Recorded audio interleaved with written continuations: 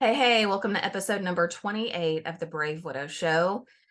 Being a widow can be so brutal, lonely, isolating. It can really leave you feeling like no one else gets it and no one else understands. So, today I want to share with you the top 5 reasons why a community in grief is important and the top 5 ways that you can find a community that's a really good fit for you. Welcome to the Brave Widow podcast. I'm your host, Emily Jones. We help young widows heal their heart, find hope, and dream again for the future.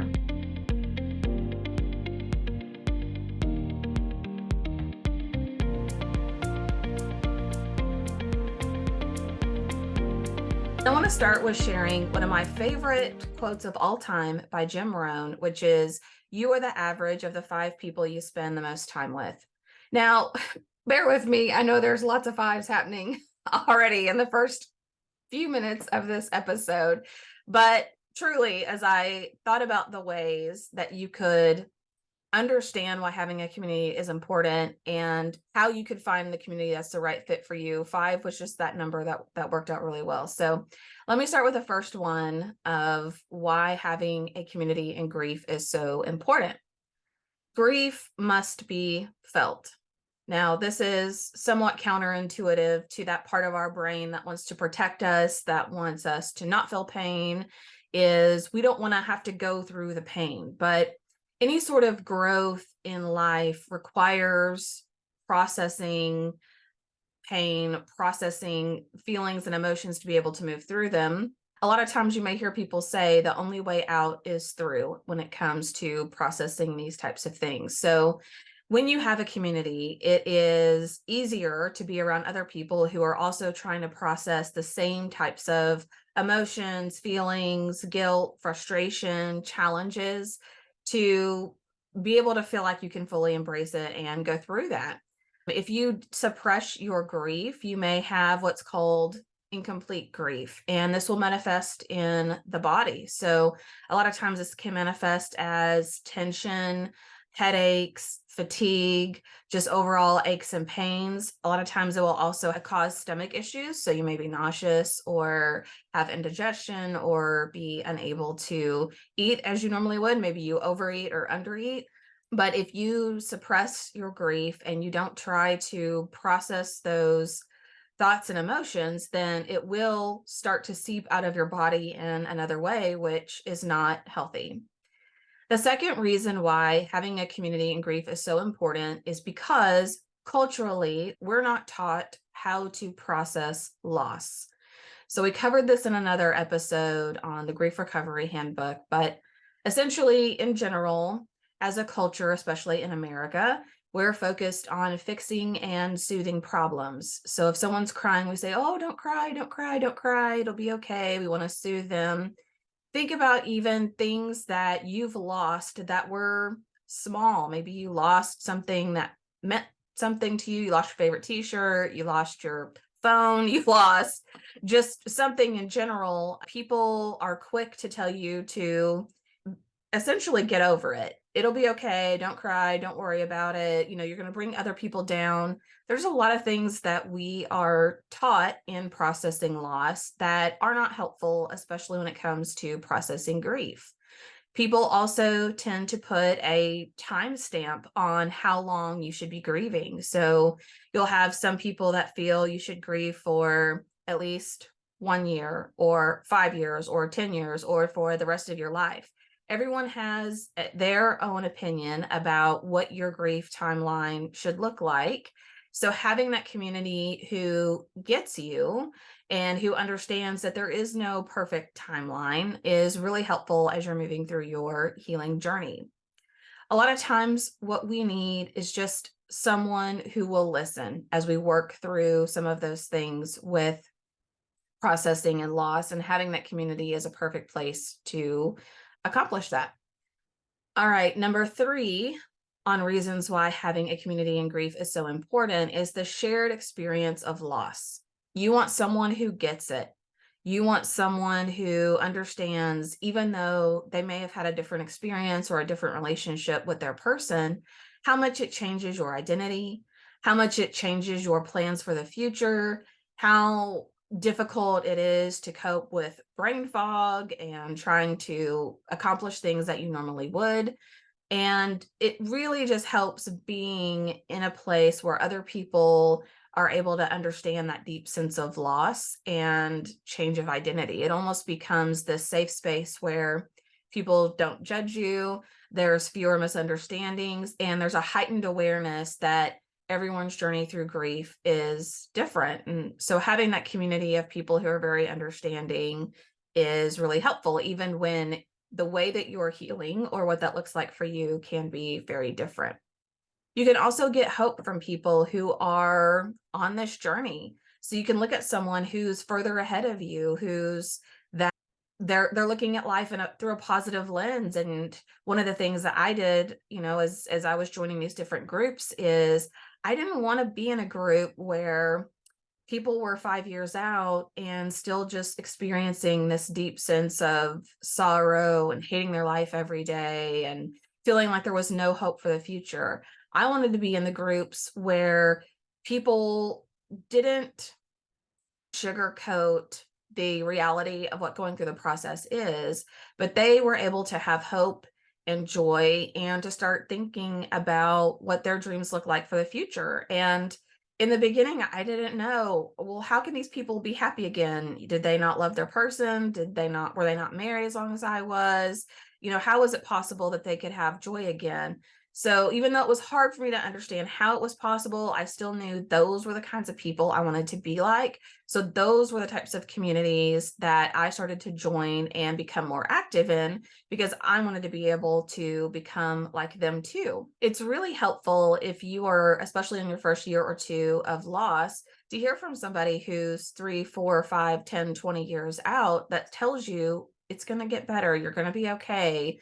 Here were the things that were helpful for me. Here's what I did that might work for you, but it hurts right now and it's really painful, but it does eventually get better. It can eventually get better. All right. Reason number 4 why having a community during grief is so important is for wisdom and insight for decision making. So when you lost your spouse, you most likely lost the number one person that helped you just make decisions. So whether it's what outfit you should wear to an event, whether it's what kind of cable provider you should go with, what phone service you should go with, to how to handle if a kid misbehaves at school and what the right thing is to do for them. You've really lost that almost safety net of someone else who looks at your logic and reasoning and has their own perspective that they bring to the table. Maybe they usually see things in a way that you didn't, and so you were able to make better decisions. Maybe you were insecure about making decisions and they were your cheerleader to tell you it's going to be fine, you've got this, keep going. They just gave you that reassurance that you were looking for. Whatever it is, you've now lost that number one person who filled that role in your life. And so having a community of people around you who can, in their own way, feel a piece of that gap is really important. One of the things that I did to help with this is I had my community for different things that I wanted advice and feedback on. And then I also looked for different industry experts and partners to help me with just different choices or decisions that I was trying to make, whether that was what type of security system to go with, whether it was how to handle a part of my piece of land, or whether or not to buy my house, sell my house, what the market was looking like in real estate, whatever it is, in a wide variety of areas. I really tried to form friendships, partnerships, or relationships with people who were experts in those areas or really well versed, to help become that person I could bounce ideas off and talk things through with. And by doing that, it really boosted my confidence in making decisions about what I would be happy with long term, what would be best for me and my family. And because some of those people are such experts at what they do, a lot of times they can understand your unique situation and try to walk through some options that will work best for you. Now, obviously, not every person who's out there in these different industries want that kind of relationship, are capable of maintaining it, or are looking to give back. But one of the things that I've shared, for example, on the real estate side, joining a local real estate investing group and being around people who their primary goal is to give back. They want to learn how to get better and they want to give back and help other people learn and be better. And environments like that are really, really good to be in whenever you're trying to make decisions or learn about something new. You want people who are proactive and love to give back. All right, speaking of giving back, number 5 on why having a community in grief is so important is because it's a way to give back and help others. This was something when I first was widowed and I joined these support groups and different widow communities, I really was looking forward to being able to help other people that were going through this pain. In fact, it's the reason why Brave Widow was founded, was because the pain and sorrow of what I went through was so great. I couldn't imagine not being able to help at least one other person, or thinking that something positive had to come out of this experience, or else the pain felt like a huge waste. So certainly I wasn't really able to help anyone much in those first couple of months, but I learned a lot. I had my own experiences and I was able to fairly quickly in the first few months start chiming in with helping other people, maybe who had just received the news the week before, the day before, that day. Maybe they were given a terminal diagnosis earlier in the week. And so they hadn't lost their spouse yet, but they were trying to find answers on what to expect in this process. Any quick way that you're able to help someone else, you're able to encourage them or share insight from your own experience, creates a strong sense of fulfillment inside of you that just makes you feel good whenever you're able to give back and help other people. All right. Top 5 things to look for in a community to know if it's a good fit for you. Number 1 is shared values and goals. So, what values or pillars does that community operate by? What goals do they strive for? For example, there are some groups out there that will encourage coping mechanisms that are risky or unhealthy. And a lot of times, what you'll see in those groups is people saying, do what feels good, you do you, follow your heart, just let yourself, you deserve it. You've gone through all of this pain and you're carrying the weight of the world on your shoulders. Just you go do what you want to do now. Just take time for you. And it sounds really good, right? Like, who doesn't want to hear somebody say, oh, do what makes you feel good and follow your heart and those types of things. But the problem is that usually includes things like overindulgence, whether it's a hookup culture, whether it's going out on spending sprees with money you don't have, whether it's gambling, whether it's overeating, whether it is using psychics or mediums, or really, I've just seen such a wide variety of different things that people promote and recommend that it sounds and feels really good, right? Like, oh, you deserve this, just go do it. But the problem is that these are behaviors which are often risky, unhealthy, and unfulfilling. It is a bottomless pit of things that you will chase and chase and chase, and it will never be enough. And it will create these longer term habits that are destructive. For example, if you're into retail therapy, as we love to playfully call it, and you are spending money that you don't have left and right, you continue to do that for a period of time. At some point, you're going to run out of money. You're going to max out your credit cards. You may file bankruptcy. You're going to run out of money if you continuously spend more than you have and more than you bring in on things that you most likely don't even need. Be careful as you're looking at different communities and groups to join, and evaluate what are their pillars and their values. What do they recommend people do to have a healthy, positive grieving and healing journey? All right, the second thing to look for in a community to know whether or not it's a good fit is a combination of help for the hurting and hope for the future. So you want an environment where there is help and resources and a focus around people who are just really hurting. They're struggling, they're hurting, they need help getting organized, they need checklists and tools and resources and education, and they need to learn how to do a budget for the first time. They need to learn how to mow their lawn for the first time. There's help for people that are in that stage, but that's not where it stops. You also want the additional step of people who are building hope and having joy again for the future.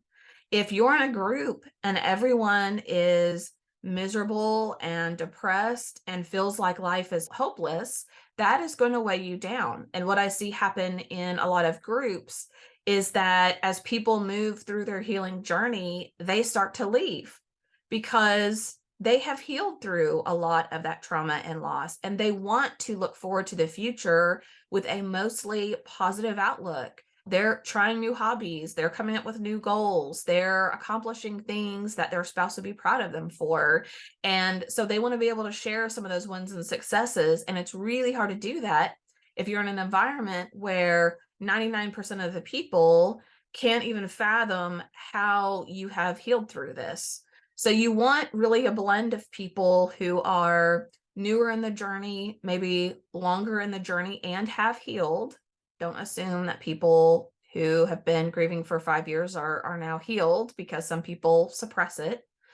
But you want a good mix of people who are hurting and going through challenges, but also have healed and are excited about the future and are working on some of those positive things. You want an environment where people are making progress in their healing journey. The third thing to look for in a community is connection with other widows. So the opportunity to share, to learn, to encourage each other, to maybe hold each other accountable. So maybe you set a goal that says, you know what, I'm going to declutter this room in my house, and I want someone to ask me on Monday if I've done it. You want to have that ability to have accountability with each other and to check in with each other. Now, this could be live meetups in person. It could be virtual sessions over Zoom or Skype or Google Meetups. It could be over the phone. It could be through like Voxer or a texting group, something through WhatsApp, through something like that. But it's important that you have the ability to connect with other widows and to learn from them, for them to learn from you, and for you to have a good shared experience. The fourth way to know if a community is a good fit for you is there an area of self-development and growth? So is there education? Is there opportunity to learn, to improve, to heal? And are there resources to help you? Or is it a group where everyone shares? And if so, that may be okay, but how do you make forward progress? How do you continue to reduce the overwhelm in your life, to become more organized, to feel that you can get your feet underneath you so that you can start creating a future that you want? It's important for you to have an environment that also has an emphasis on self-development and growth. Number 5 is the ability to process grief. So ideally, you would find a community that has things like coaching one-on-one, small group coaching, maybe grief share, or even a mastermind concept. And essentially, in a mastermind or a hot seat type setting, it's a small group that meets together. You may have one person where that week it's their time to talk the majority of the time that they're there. And then they may want feedback or input from other people. And next week it kind of rotates and goes around the group so that every person feels like they have the opportunity to talk, to share either experience or their stories or their challenges and frustration, and to ask for feedback back from the group if they want that. But it's important within a community to have some of those options to be able to further process your grief. It's a little difficult in a setting of 30, 40, or 50 people to really feel like you're getting the one-on-one attention, or you're getting the focus, or that you even want to speak up when it's a group that big. If I was in a group of 50 people, most likely I would not be the first person raising my hand to stand up and share all about my journey and my experiences so that I can process my own grief and emotions. I'm much more likely to do that in a way smaller setting, especially if it was one-on-one. So those are some of the things that I would look for specifically in a community to know whether or not it's a good fit for you. So just as a quick recap, it's important to be in a community during your grief and your healing process so that you can process your grief. You're not suppressing it. It's not oozing out of your body and aches and pains and headaches and stomach issues and those types of things. It's important to be part of a community to help with some of those things. But you also want to be mindful of what type of community you're joining and some of the key things that you should look for to know whether or not a community is the right fit for you. Now, obviously, we have the Brave Widow community, and I cannot go on without putting in a shameless plug for you to come and join us, where we do have a lot of the things that I've mentioned here. We do have coaching, we do have live events, we do have educational sessions, we do provide resources and checklists and things that are helpful for the widows that are part of the community there. But I also understand that it may not be a good fit for everyone. So while I'm totally biased and think that it's a great place and a great home for you, I would love for you to check it out and judge that for yourself. And whether or not you join the Brave Widow community, I would love to see you as part of a community that helps support you in having a healthy, successful grieving and healing experience.